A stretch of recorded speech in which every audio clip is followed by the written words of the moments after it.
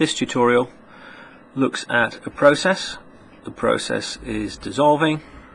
We're going to learn how carbon is removed from the atmosphere and deposited in a storage site or sink, the hydrosphere. So we know that in the Earth's atmosphere we have carbon dioxide gas and we have methane gas. And it's carbon dioxide that we're most interested in this presentation. We note that CO2 levels in the Earth's atmosphere have recently increased to just over 0.04%.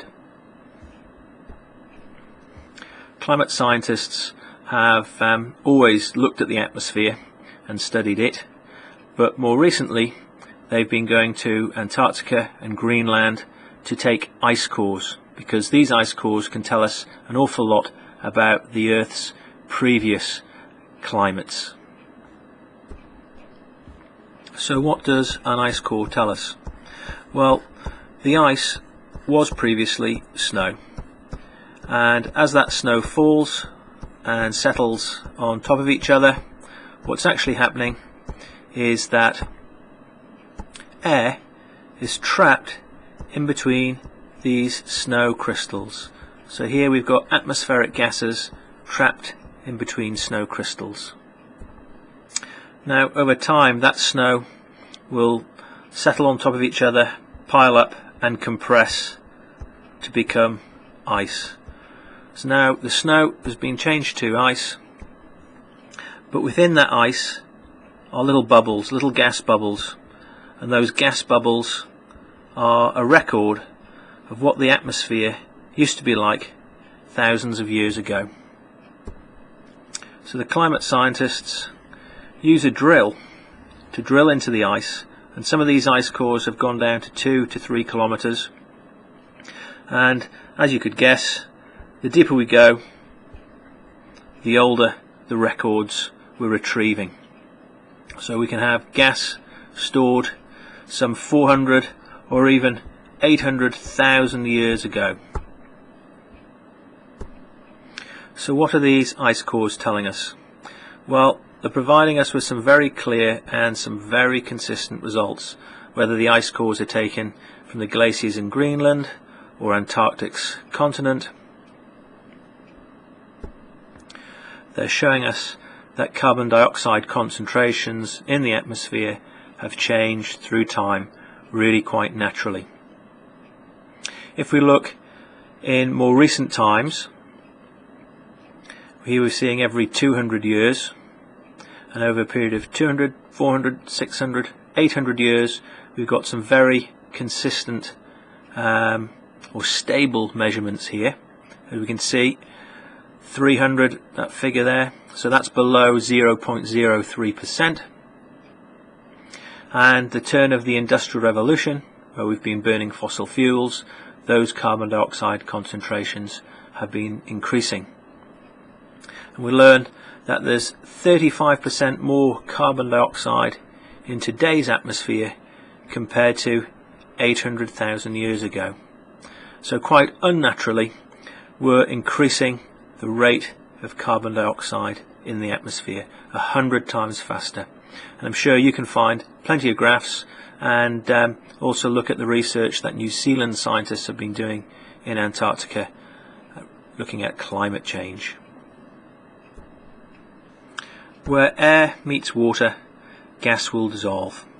So the carbon dioxide that's in our atmosphere is going to move into the hydrosphere,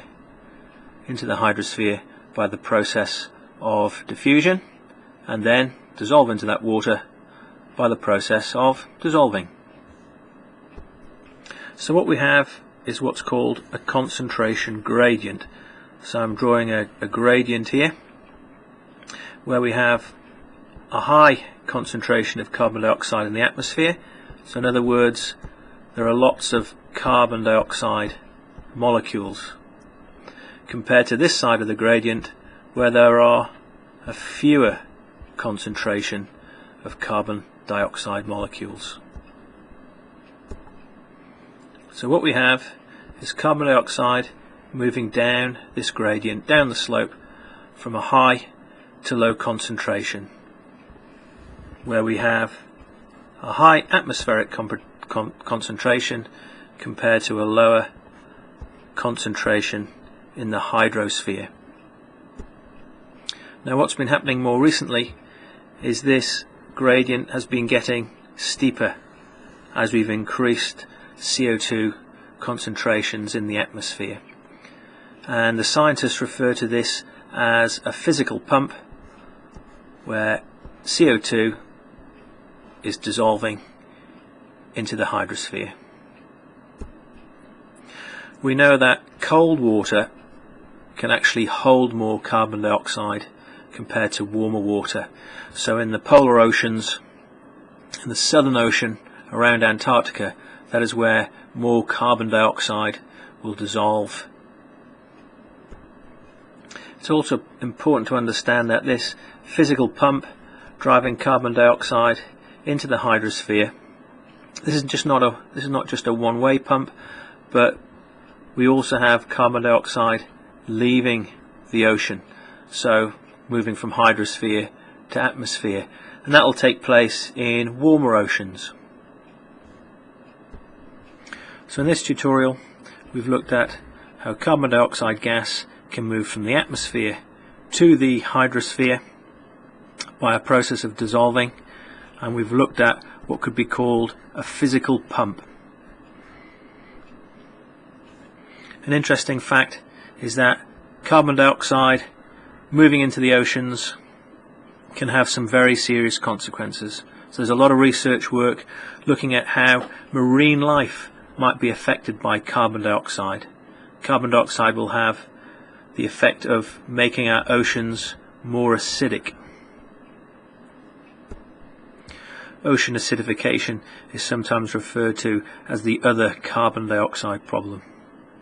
Anyway, that's not something that you're going to necessarily consider in this particular achievement standard, but is something worth learning about and knowing.